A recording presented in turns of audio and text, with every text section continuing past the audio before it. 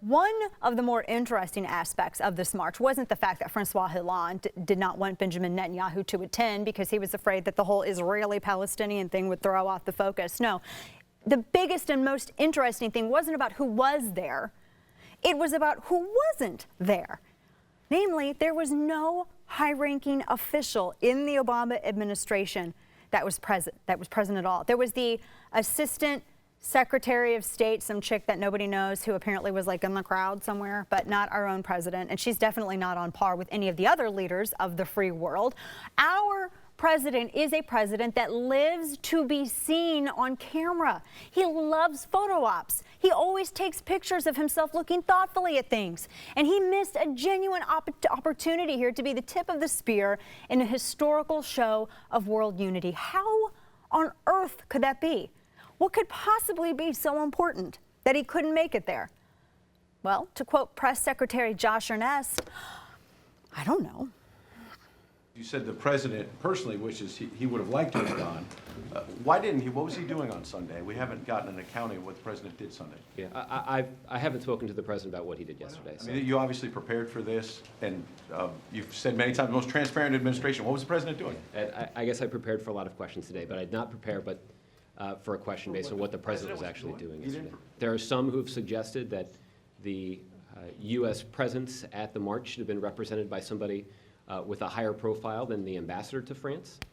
I guess what I'm saying is that we here at the White House agree that somebody with a higher profile should have also included.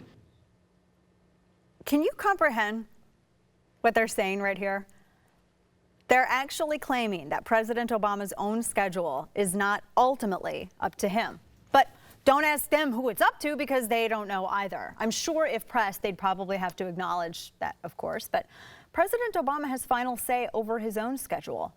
But what's that leave us with? I mean, he simply just didn't know that the march was happening. That seems unlikely.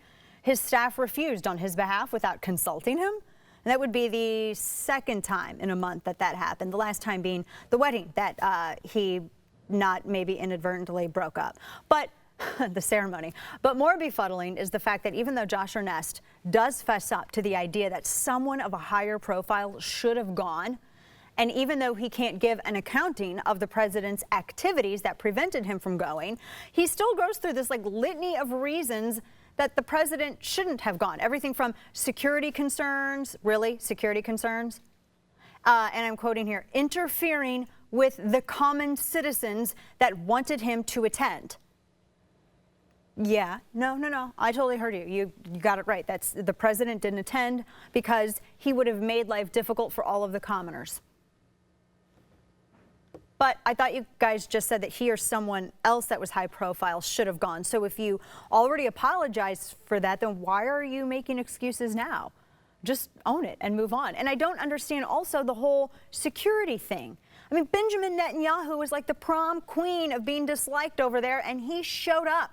He's a baller. He showed up and marched right alongside Francois Hollande.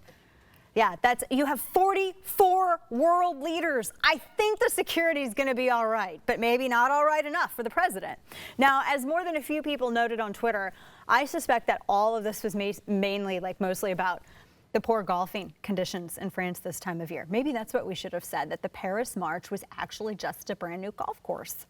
Or maybe if not, maybe it was just that he didn't want to go. If the president didn't want to go, then fine, say it. Stop making excuses.